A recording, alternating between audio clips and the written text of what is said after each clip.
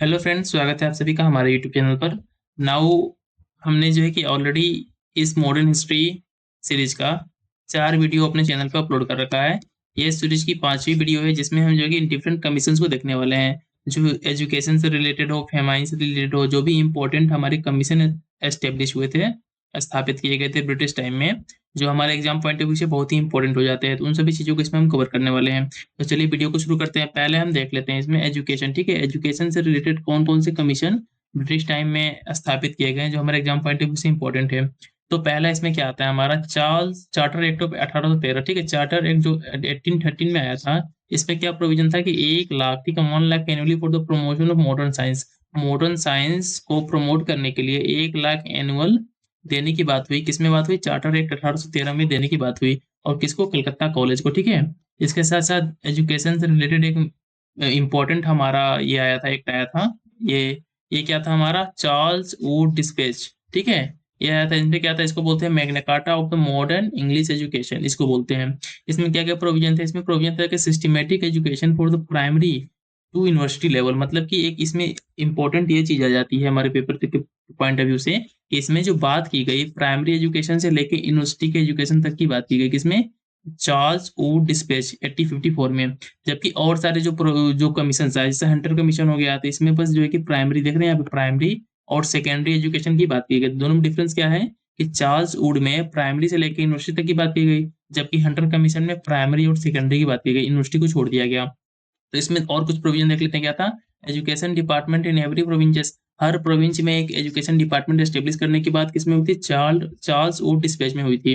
इसके साथ यूनिवर्सिटी इन बम्बई, कलकत्ता, इन मद्रास। ठीक है, बम्बई, कलकत्ता और मद्रास में यूनिवर्सिटी एस्टेब्लिश करने की बात किसमें हुई थी? चार्ल्स वुड डिस्पेच में हुई थी।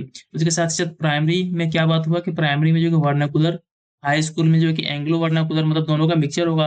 और साथ ही साथ में यूनिवर्सिटी में जो इंग्लिश होगा as a medium of education. ठीक है, मीडियम ऑफ एजुकेशन यूज होगा। उसके साथ साथ सेक्युलर एजुकेशन की बात हुई। इसमें क्या एक और प्रोविजन मेन था कि grant in aid to encourage private enterprises को एजुकेशन सेक्टर में लाने के लिए ग्रांट इन एड देने की बात हुई। किसमें? चार्ल्स वुड डिस्पेच में। और साथ ही साथ में इंपॉर्टेंट क्या हो जाता है हमारा, चार्ल्स वुड डिस्पेच आया कब था? 1854 में आया था। तो हमारे यूपीपीसीएस, बीपीएससी, यूपीएससी, जेपीएससी जो भी एग्जाम होते हैं स्टेट लेवल पे, इनके एग्जाम पॉइंट ऑफ व्यू से बहुत ही ज्यादा इंपॉर्टेंट हो जाते हैं।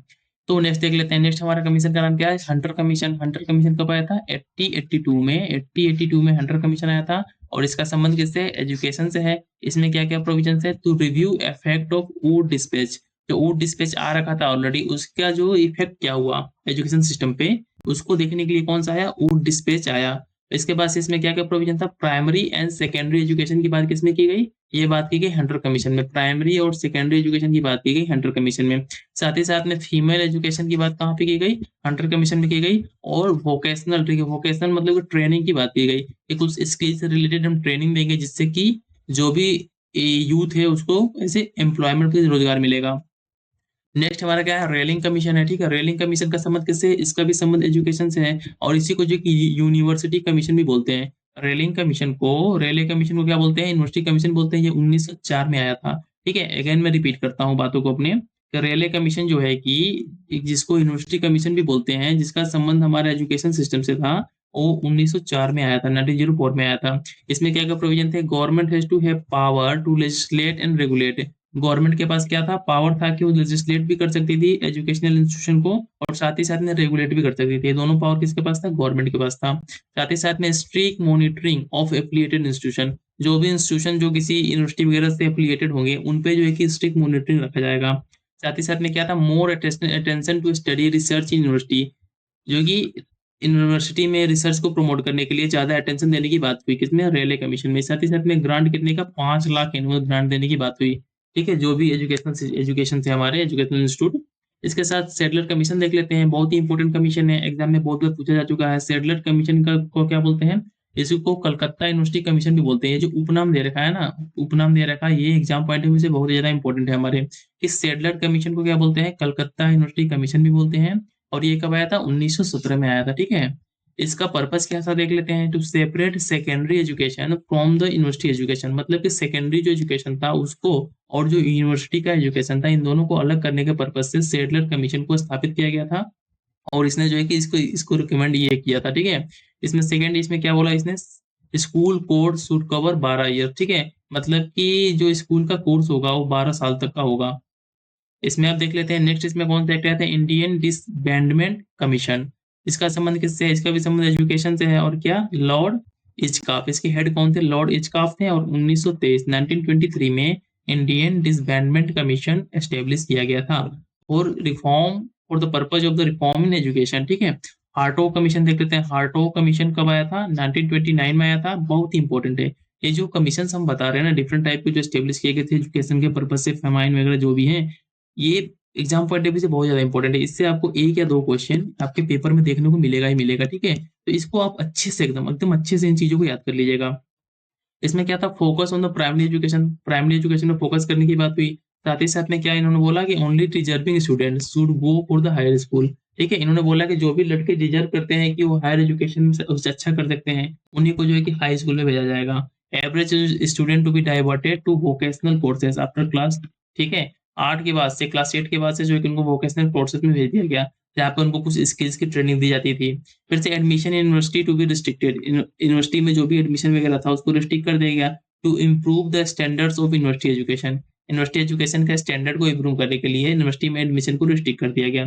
फिर देख लेते हैं सफरू कमीशन, सफरू कमीशन का संबंध किससे है, जो 1935 में आया था, ये भी एजुकेशन से रिलेटेड है। इसमें क्या था, एजुकेटेड एंड एम्प्लॉयड, ठीक है, जो एजुकेशन पाने के बाद से लड़के अनएम्प्लॉय हो जाते थे, उस कंडीशन, उस प्रॉब्लम को डील करने के लिए सफरू कमीशन को 1935 में गठित किया गया था। नेक्स्ट देख लेते हैं क्या है, सर्जेंट प्लान है। सर्जेंट प्लान जो कब आया था, 1944 में आया था। इसका पर्पस क्या था, raise the standard of education like Britain, ठीक है, ब्रिटेन के जैसे एजुकेशन सिस्टम को, स्टैंडर्ड को इंडिया में एस्टेब्लिश करने के लिए सार्जेंट प्लान जो है कि 1944 में आया था। तो फिर से मैं रिपीट करता हूँ चीजों को, sergeant plan, Sapru commission, Hartog commission, India disbandment commission, टेडलर commission, Raleigh commission, Hunter commission और चार्ल्स वुड डिस्पैच, इन सबका संबंध किससे है, एजुकेशन से है, ठीक है। आप इन सभी चीजों को याद कर लीजिएगा। अब हम नेक्स्ट देख लेते हैं, इसमें नेक्स्ट क्या है हमारा, फेमाइन, ठीक है। फेमाइन मतलब कि जो भी हमारे सूखा वगैरह थे, इनसे रिलेटेड जब सूखा पड़ता था इंडिया में, तो इनको इंक्वायरी करने के लिए और किस तरीके से ऐसे सूखों को भविष्य में ना आए, इसके लिए कुछ कमीशन गठित किए गए थे ब्रिटिश टाइम में। उन कमीशन को देख लेते हैं। पहला क्या था, कैंपबेल कमीशन, ठीक है, कैंपबेल कमीशन जो कि 1866 में गठित किया गया था, फेमाइन से रिलेटेड है। स्टार्ची कमीशन, ठीक है, जिसको 80 में गठित किया गया था। इसका संबंध क्या है, give relief to famine stricken, ठीक है।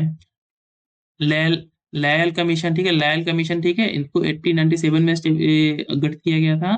इसके साथ ही साथ मैकडोनल्ड कमीशन हो गया 1901 में, और साथ ही साथ में जॉन वुड कमीशन, ठीक है, जॉन वुड कमीशन। इन सारे के सारे कमीशन का संबंध किससे है, हमारे फेमाइन से, ठीक है।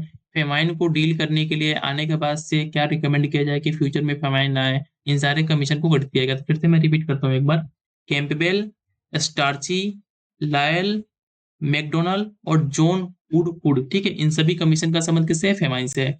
अब देख लेते हैं कुछ करेंसी से रिलेटेड कुछ कमीशन एस्टेब्लिश किए गए ब्रिटिश टाइम में। क्या था इनमें, मैंस फील्ड कमीशन। ये जो भी चीजें आपको पढ़ा रहे हैं ना, ये एग्जाम पॉइंट ऑफ व्यू से बहुत इंपॉर्टेंट है, क्योंकि ये आज तक पेपर में बहुत कम पूछे गए हैं। तो जो चीजें पेपर में नहीं पूछी गई हैं, उनके पूछे जाने के चांसेस ज्यादा होते हैं। नेक्स्ट हमारा क्या है, करेंसी से देख लेते हैं। इसमें क्या है, मेंस फील्ड कमीशन, जिसको 1886 में लाया गया था, मेंस फील्ड कमीशन को 1886 में लाया गया था। और इसके साथ साथ क्या है, हर्सल कमेटी, ठीक है, हर्सल कमेटी 1893 में, ठीक है, ये आया था। फिर से वेलवाई कमीशन जो कि 1895 में आया था। इसका पर्पस क्या था, to inquiry into the expenditure of British government in India, जो भी ब्रिटिश गवर्नमेंट इंडिया में एक्सपेंडिचर कर रही है डिफरेंट सेक्टर्स में, तो इसको इंक्वायरी करने के लिए कौन सा कमीशन गठित किया गया था, ये था वेलवाई कमीशन 1895 में। इसके बाद when moderate exports drain of wealth, दादा भाई नौरोजी वाज मेंबर, ठीक है, दादा भाई नौरोजी इसके मेंबर थे। और मॉडरेट जो थे कि इसको जो है अपोज कर रहे थे, जो ड्रेन ऑफ वेल्थ हो रहा था इंडिया से, पैसे बाहर जा रहे थे। फिर से फाउलर कमीशन देख लेते हैं 1898 में, ये भी करेंसी से रिलेटेड है। हिल्टन यंग कमीशन, ठीक है, हिल्टन यंग कमीशन 1926 में, इसका क्या था, रिकमेंड आरबीआई एस्टेब्लिशमेंट, इसने आरबीआई को एस्टेब्लिश करने का रिकमेंडेशन दिया था। तो बहुत ज्यादा इंपॉर्टेंट हमारे एग्जाम पॉइंट ऑफ व्यू से हो जाता है कि आरबीआई को 1948 और 1934 के एक्ट के द्वारा एस्टेब्लिश किया गया था। इसको एस्टेब्लिश करने के पीछे किस कमीशन की रिकमेंडेशन था, किसका था, हिटलॉन यंग कमीशन, ठीक है, हिल्टन यंग कमीशन को 1926 में रिकमेंडेशन पे आरबीआई को एस्टेब्लिश किया गया था थ्रू आरबीआई एक्ट 1934, ठीक है। 1935 के एक्ट के अंदर नहीं, इसको 1934 आरबीआई एक्ट के अंदर में इसको एस्टेब्लिश किया गया था। अब कुछ मिसलेनियस देख लेते हैं। कुछ एक्ट ऐसे हैं, कमीशन थे जिनका संबंध मतलब रैंडम किसी किसी से था। तो पहला क्या है, पीले कमीशन। पीले कमीशन को 1857 में लाया गया था। इसका क्या था purpose? To look into the military affairs of India. Military affairs जो भी थे इंडिया में, जो उस समय चल रहे थे, उनको देखने के लिए कौन सा कमीशन लाया गया था? पीली कमीशन लाया गया था 1857 में, क्योंकि उसी समय जो है कि रिवॉल्ट ऑफ 1857 हुआ था। इसने रिकमेंड किया था, recommend native army should be composed of different caste and mix through the each regiment. ठीक है, कि जो भी है कि उनको मिक्स करके रखा जाए, ये नहीं कि एक पर्टिकुलर कास्ट का एक रेजिमेंट बना दिया जाए, इसकी रिकमेंडेशन थी। इसके साथ साथ ईडन कमीशन देख लेते हैं कि ईडन कमीशन क्या था। इसको 1879 में लाया गया था। ये भी मिलिट्री अफेयर से संबंधित था, और ये सभी चीजें मैंने ऑलरेडी आपको पिछले क्लासेस में पढ़ा चुका हूँ। तो आपको इन क्लासेस में क्या होता होगा, रिवीजन हो जाता होगा इन सभी चीजों का। एटचिसन कमीशन देख लेते हैं। यह था क्या था, पब्लिक सर्विस कमीशन से संबंधित था एटचिसन कमीशन, जो कि 1886 में लाया गया था। बहुत ही इंपॉर्टेंट कमीशन है, जिसका नाम है एटचिसन कमीशन। एटचिसन कमीशन बहुत इंपॉर्टेंट है, जिसका संबंध किससे? पब्लिक सर्विस कमीशन से है, और इसको 1886 में लाया गया था लॉर्ड डफरिन के टाइम पे। इसमें क्या क्या पर इसमें रिकमेंडेशन था? To look into the claims of Indians to higher and the more public service employment. मतलब कि जो भी इंडियंस क्लेम कर रहे थे कि हमको हायर पोस्ट दो, पब्लिक सर्विस में हमको अच्छे पोस्ट दो, तो इसको इंक्वायरी करने के लिए एटचिसन कमीशन को स्थापित किया गया था। इसका रिकमेंडेशन क्या था? Moving away from the covenanted and non covenanted system. ठीक है, इसका संबंध किससे? सिविल सर्विस से था। ठीक है, मैं यहाँ लिख देता हूँ, सिविल सर्विस से संबंध था एडमिशन कमीशन का।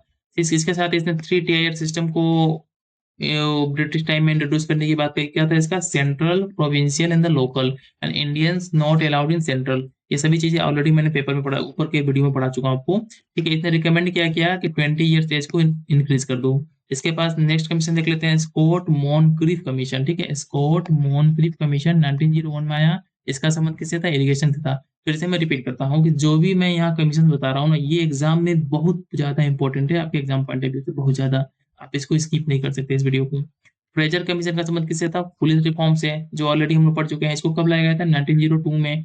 हंटर कमीशन 1919 में आया था। एक हंटर कमीशन एजुकेशन से रिलेटेड था, जबकि एक हंटर कमीशन का संबंध किससे था? पंजाब में जो डिस्टर्बेंस हो रखा था, ठीक है, उससे रिलेटेड था। जब जालियांवाला बाग आया, तो उसके बाद से वो इंसिडेंट हो गया, तो उसको इंक्वायरी के लिए एक हंटर कमीशन को स्थापित किया गया। ठीक है, तो 2 हंटर कमीशन हमारे बने थे, एक बना था एजुकेशन के लिए, एक बना था हमारे जालियांवाला बाग में से इंक्वायरी के लिए। मुदिमन कमीशन, ठीक है, मुदिमन कमीशन कब आया था? 1924 में आया था। इसका क्या था? Working of the dyarchy under the Government of India Act. ये किस तरीके से डायरेसी सिस्टम जो है गवर्नमेंट ऑफ इंडिया एक्ट में जो 1919 में आया था, वो किस तरीके से वर्क कर रहा है, इसके पर्पज से मुदिमन कमेटी को 1924 में एस्टेब्लिश किया गया था। बटलर कमीशन देख लेते हैं, कब? 1927 में आया था। इसका क्या पर्पज था? Princely state relation with the British crown.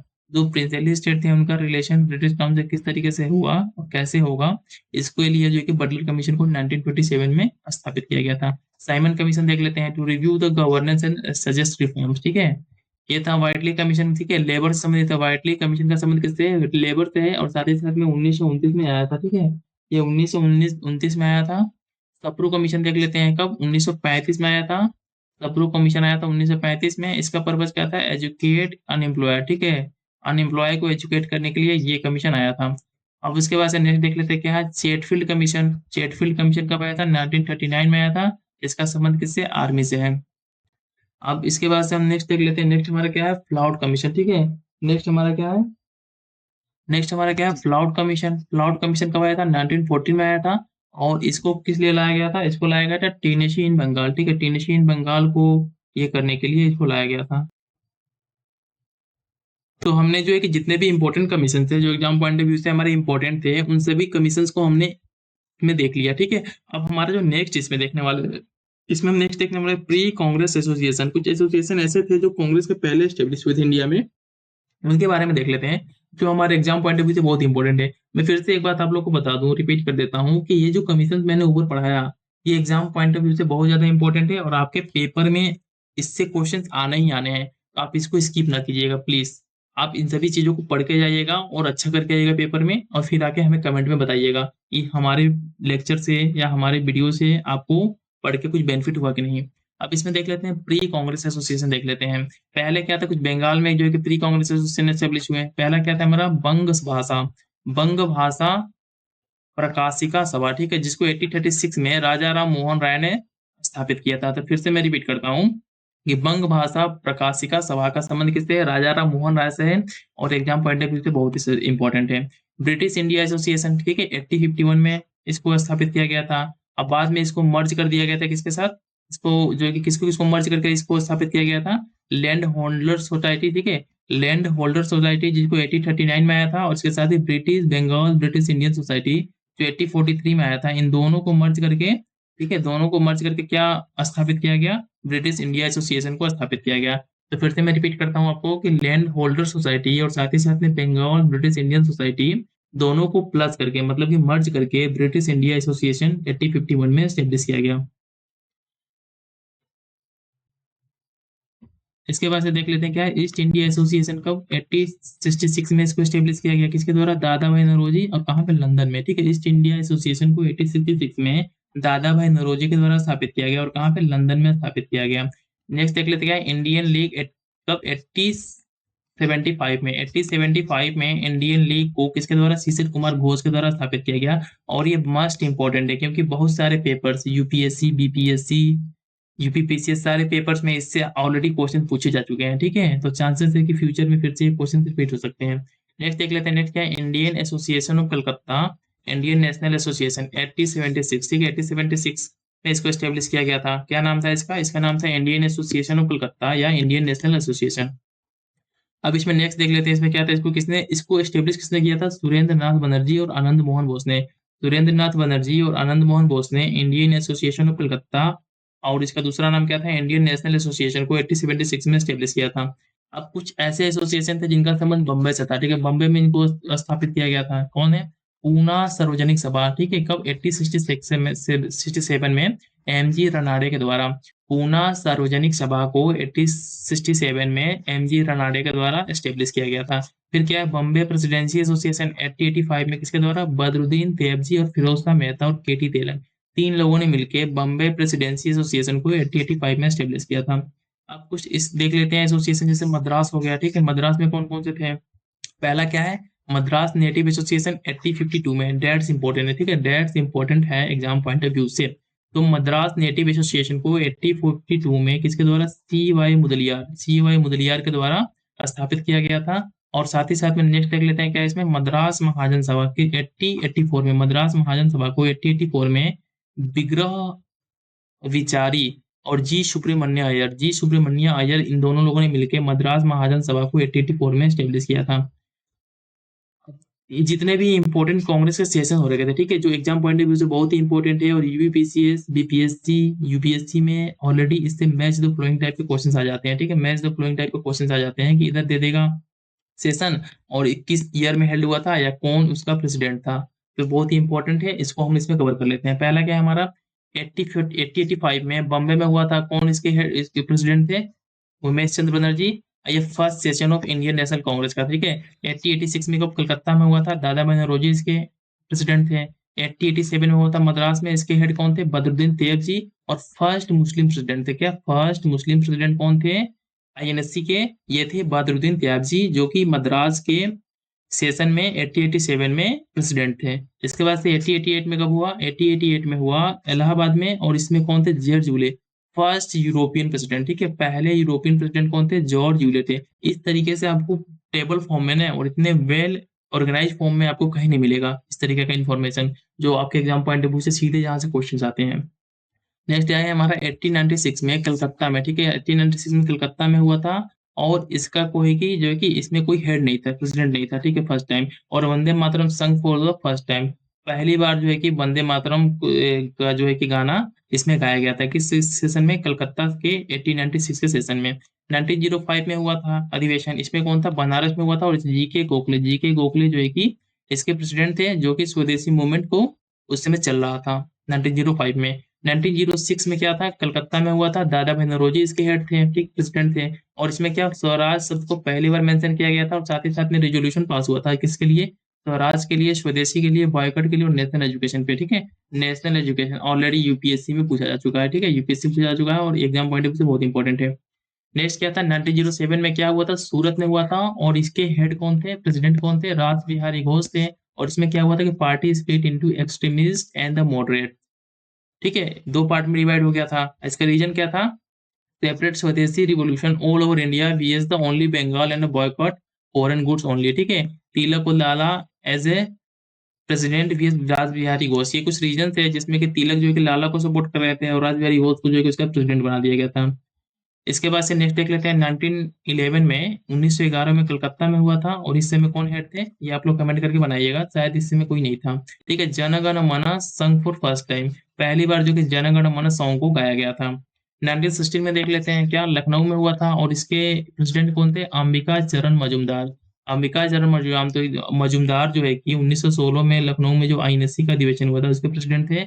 और इसमें क्या हुआ था? Merger of Congress plus Lucknow पे joint session with the Muslim League. ठीक है, इसमें मर्जर हुआ था कांग्रेस का, जो स्प्लिट हो गया था वो सूरत सेशन में। और उसके बाद से कांग्रेस ने एक्सेप्ट किया था सेपरेट इलेक्टोरेट फॉर मुस्लिम। इस चीज को यहाँ पे 1916 के जो लखनऊ पैक्ट हुआ था इसमें एक्सेप्ट किया था। 1917 में क्या हुआ था? कलकत्ता में हुआ था। इसका प्रेसिडेंट कौन थी? एनी बेसेंट थी। इसमें फर्स्ट वुमेन प्रेसिडेंट थी। फर्स्ट वुमेन प्रेसिडेंट कौन थे? एनी बेसेंट थे। और साथ ही साथ में इसमें क्या हुआ था? Adoption of anti untouchability resolution for the first time.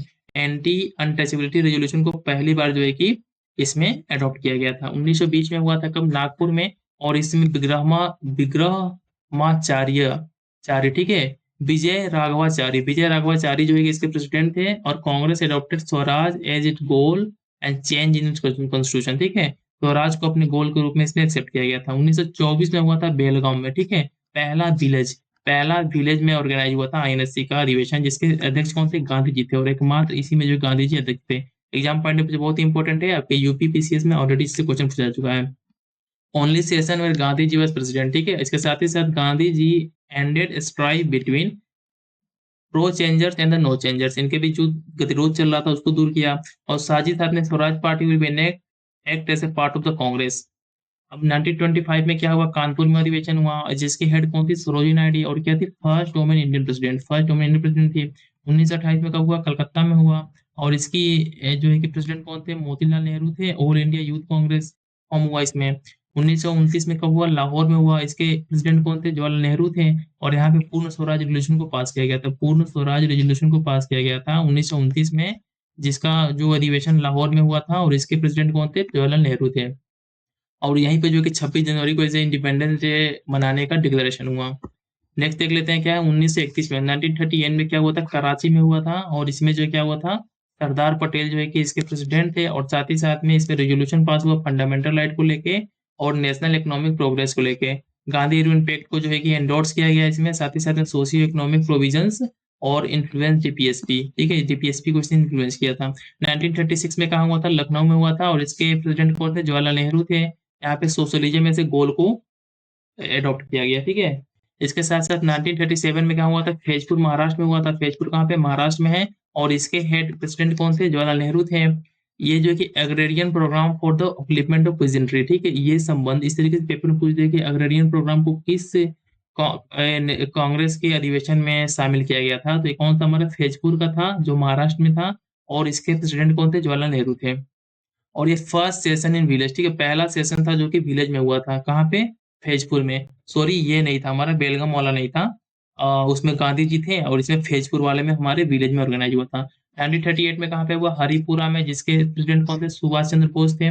और इसमें जो है कि नेशनल प्लानिंग कमेटी सेटअप किया गया अंदर जवाहरलाल नेहरू के अंदर में। किसके अंदर में? जवाहरलाल नेहरू के अंदर में नेशनल प्लानिंग कमेटी को सेटअप किया गया। और हरिपुरा रिजोल्यूशन पास हुआ। इसमें क्या था? Demanded purna swaraj for the princely state as well, दोनों के लिए।